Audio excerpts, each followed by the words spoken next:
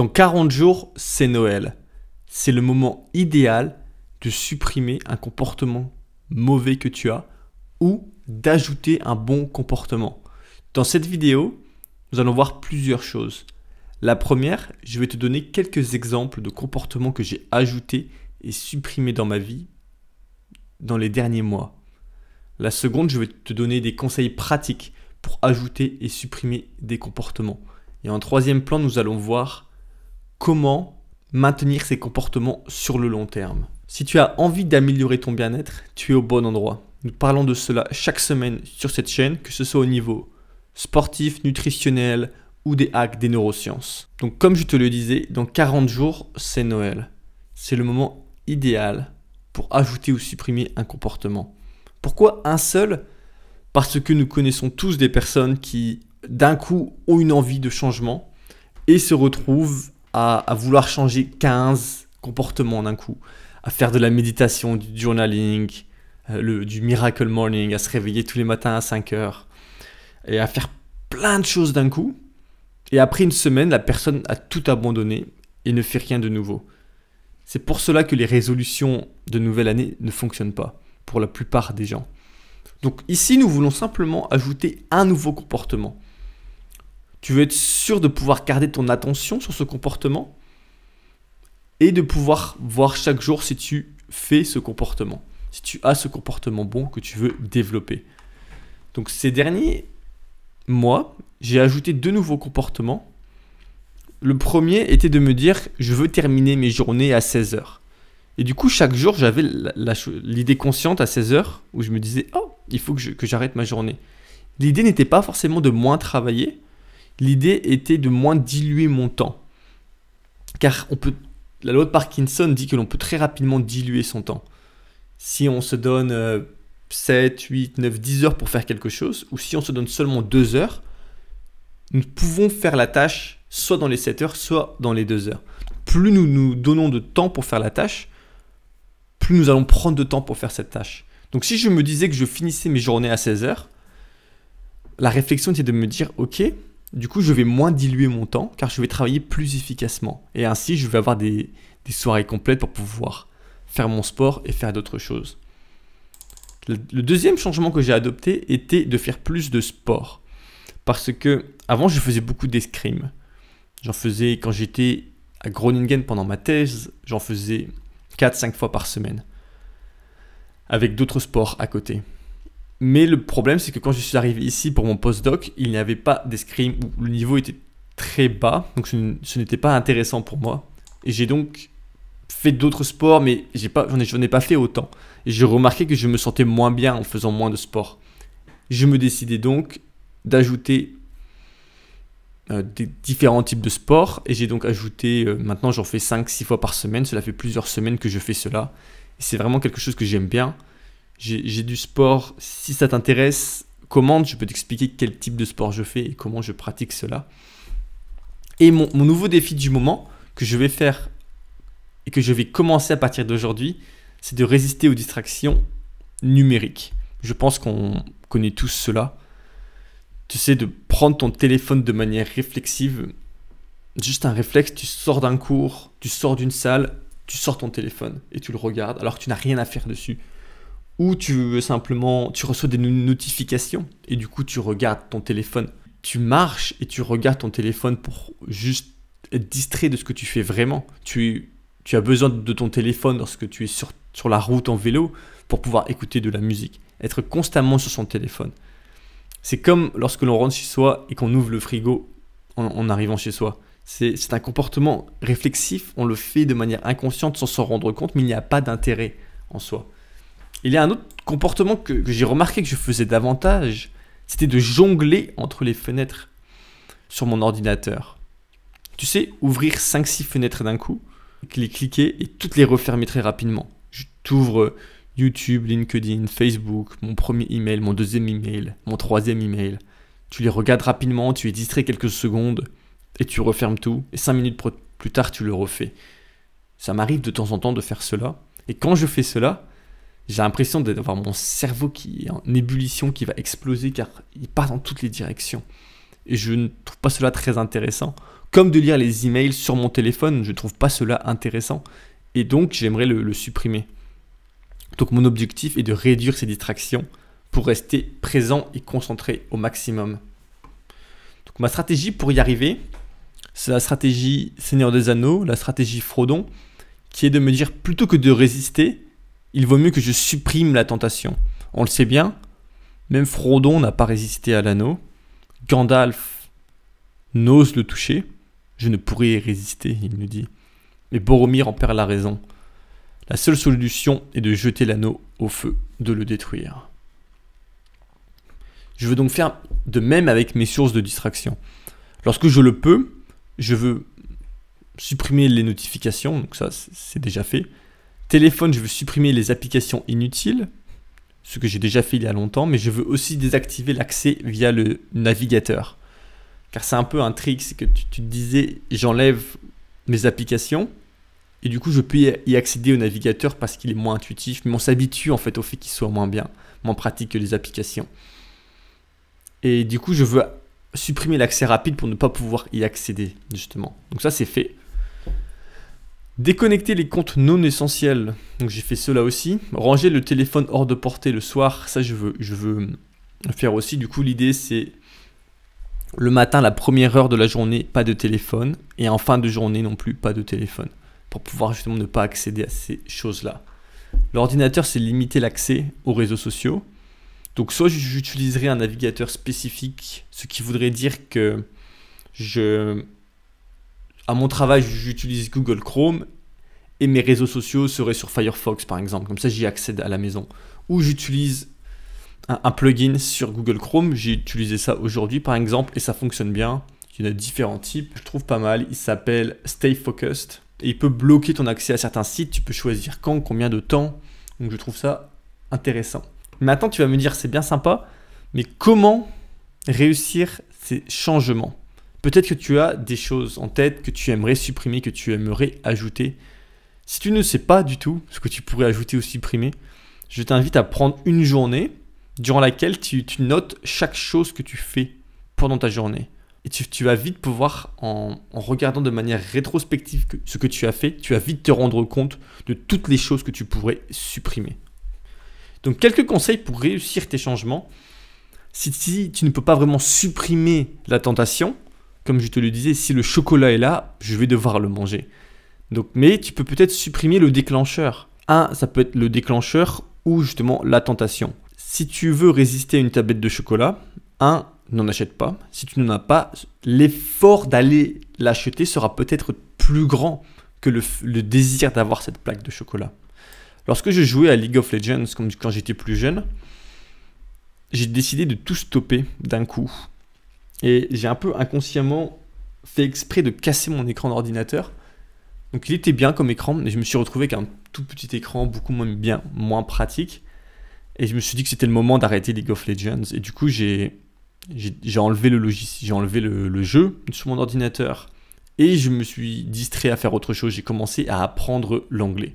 Donc tout mon temps, toute mon énergie était dédiée à l'anglais à ce moment-là de ma vie. Et du coup, je n'avais plus du tout le désir, ni l'envie, ni les pensées de jouer à League of Legends. Si tu réduis l'exposition à la tentation, tu diminues sa force. Si tu t'imagines loin, plus tu augmentes la distance perçue de la tentation, moins tu as de chances de succomber. Tu peux aussi l'imaginer visuellement. Ne nourris pas tes tentations. Pour vaincre l'esprit de tentation, nous devons arrêter de les nourrir. Qu'est-ce que cela veut dire? Eh bien, cela veut dire, je ne sais pas si tu as vu ce film A Beautiful Mind, mais je vais t'expliquer rapidement la scène de fin. Donc, si tu ne l'as pas vu, dommage. Mais il lui demande si ses hallucinations sont parties. Et il lui dit qu'en fait, non, elles ne partent jamais vraiment. Les tentations ne partent jamais vraiment. Nos hallucinations ne partent jamais vraiment. Mais en fait, on s'habitue à les ignorer. Elles sont là. Et au final, c'est un peu comme tous nos rêves et nos cauchemars. Si tu continues de les nourrir, ils vont rester en vie. Donc, arrête de nourrir tes tentations et ils vont lentement mais sûrement se calmer et mourir. Projette-toi dans l'avenir. Imagine qui tu es dans le futur. Si tu cèdes systématiquement à toutes tes envies ou si tu résistes à toutes tes envies, imagine cet enfer et ce paradis, ce contraste fort. Et cela peut t'aider justement à te dire, ok, je vais résister, ça vaut pas le coup justement de céder par rapport à ça. Et ce simple mécanisme, exercice, peut justement aider ton amygdale à prendre le contrôle là-dessus et à t'aider à aller vers l'avant. Car ton amygdale, c'est le système de la peur. Et si elle a peur de ce que tu vas devenir, si tu cèdes tous les jours avec ce mauvais comportement, elle va t'aider à ne pas succomber à ce mauvais comportement et à ne pas avoir ce mauvais comportement. Donc apprends à écouter cet esprit angélique, donc cet esprit qui te dit « Waouh, voici ce que tu pourrais faire à la place ». Pratique cela. Si tu as envie d'en apprendre plus sur les neurosciences, je t'invite à voir ma formation, quelque chose qui s'appelle Thèse optimisée. Nous parlons de neurosciences pour booster productivité et sérénité. Il y a un focus pour les doctorants, mais si tu n'es pas doctorant, tu peux en tirer quelque chose, tu peux apprendre grâce à cela. Donc rejoins le club des doctorants car tu auras une réduction pour justement cette formation.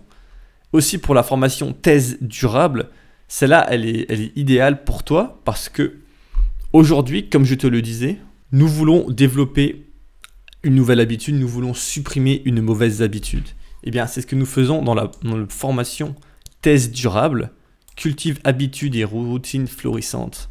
L'idée est justement de définir l'impact des habitudes, renforcer les habitudes positives, suivre, ajuster, créer des habitudes durables, établir une routine efficace, briser les mauvaises habitudes, parce que briser les mauvaises habitudes est difficile. Et dans cette formation, nous voyons des tricks, des astuces pour justement briser ces habitudes mauvaises.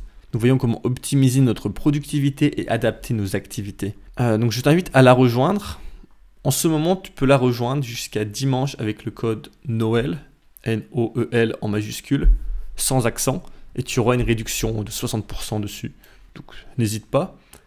Je te fais une réduction parce que je veux que tu puisses justement être sûr de pouvoir,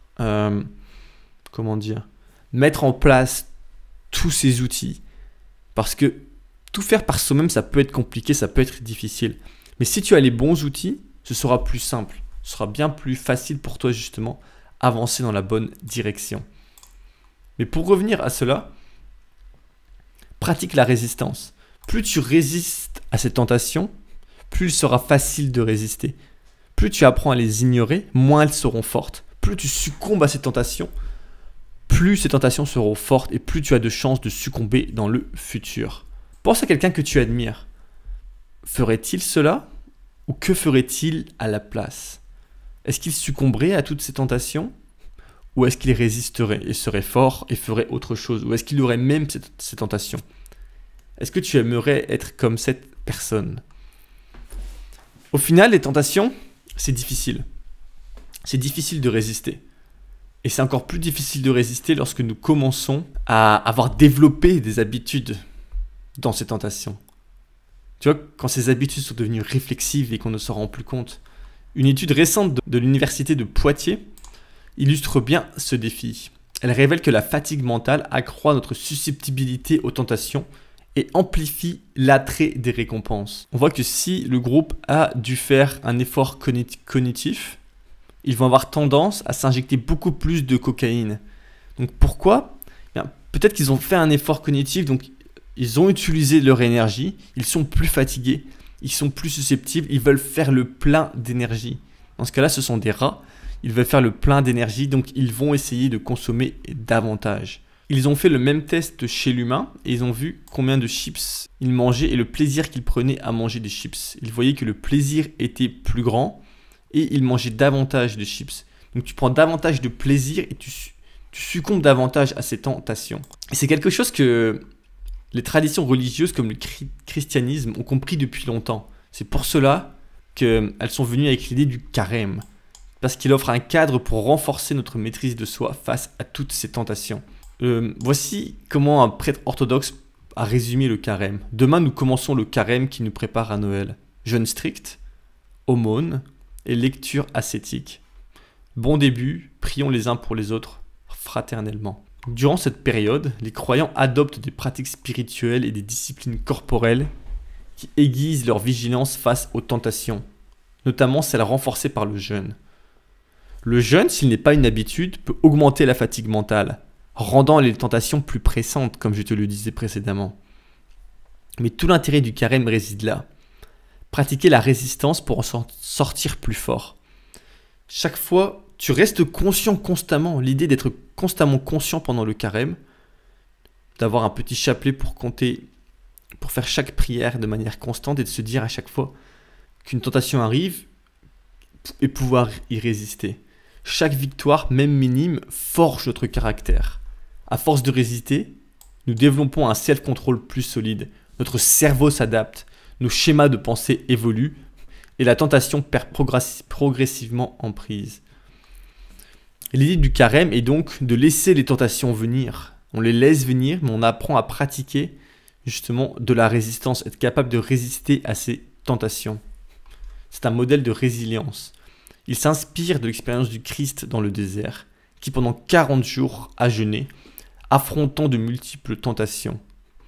Il est tenté par le diable de succomber aux tentations de la faim, de tester la réalité de Dieu et de prendre le chemin facile pour recevoir ce qu'il désire immédiatement. Au bout de 40 jours et 40 nuits, sans manger et sans boire, il a faim. Il est dans le désert. Et là, le tentateur s'approche et lui dit « Si tu es le Fils de Dieu, ordonne que ces pierres deviennent des pains. » Mais Jésus répond « Il est écrit, ce n'est pas seulement de pain que l'homme doit vivre, mais de toute parole qui sort de la bouche de Dieu. » Donc ne te nourris pas seulement de choses matérielles, nourris-toi de choses spirituelles, de choses qui te dépassent, qui vont plus au-delà de cela. Alors le démon l'emmène à Jérusalem, le place au sommet du temple et lui dit « Si tu es le Fils de Dieu, jette-toi en bas, car il est écrit, il donnera pour toi des ordres à ses anges, et ils te porteront sur leurs mains, de peur que ton pied ne heurte une pierre. » Jésus lui déclare, il est encore écrit, tu ne mettras pas à l'épreuve le Seigneur ton Dieu. Sous-entendu, tu dois avoir foi en ce que tu fais. Tu dois avoir foi justement en ces actions, tu n'as pas besoin de preuves constantes. Ne doute pas de ce que tu fais et de tes actions. Le démon l'emmène encore sur une très haute montagne et lui fait voir tous les royaumes du monde. Il lui dit, tout cela, je te le donnerai, si tu te prosternes pour m'adorer. Alors Jésus lui dit, arrière Satan, car il est écrit, c'est devant ton Seigneur ton Dieu que tu te prosterneras, et c'est lui seul que tu adoreras. Alors le démon le quitte, tandis que les anges s'approchent de Jésus et le servent. Cela veut dire ne prends pas le chemin facile, le chemin du diable, car ce n'est pas une bonne façon d'obtenir ce que tu désires. La bonne manière serait plutôt d'accepter que le chemin est difficile. Le plaisir et la satisfaction que tu prends de quelque chose est dans le chemin. Si tu obtiens la chose immédiatement, tu n'auras pas de plaisir, pas de satisfaction, tu n'auras pas l'impression d'avoir fourni un effort et d'avoir réussi quelque chose de dur, de te retourner et te dire « Bravo, ce que tu viens de faire était bon ». Voici le petit texte qui est en lien avec les tentations du désert, qui ont un lien directement avec le carême. Donc entre autres, répète celui que tu veux devenir, quel type de personne souhaites-tu incarner, quelles valeurs souhaites-tu refléter. Donc, et ces choses-là en tête de manière claire, comme cela, lorsque les tentations que tu aimerais supprimer viennent, tu peux justement les supprimer plus facilement. Cela, c'est une opportunité de transformation intérieure et de croissance personnelle. Donc je t'invite à commenter quel comportement veux-tu changer. Profite de cette période pour amorcer un changement significatif dans ta vie. Fais de cette période un moment de renouveau, non pas avec de grandes résolutions, mais avec des petites actions concrètes et durables. Tu peux aussi voir cet article, 30 jours pour améliorer sa vie, dans lequel je te donne des outils justement pour mettre en place des actions. Et sur ce, j'espère te retrouver dans les commentaires, ou soit de l'autre côté sur la formation, ou sur mon blog, ou dans le groupe Telegram dans lequel tu peux me poser toutes tes questions. Pour rejoindre ce groupe, tu as le lien dans la description. Je te dis à bientôt. Ciao.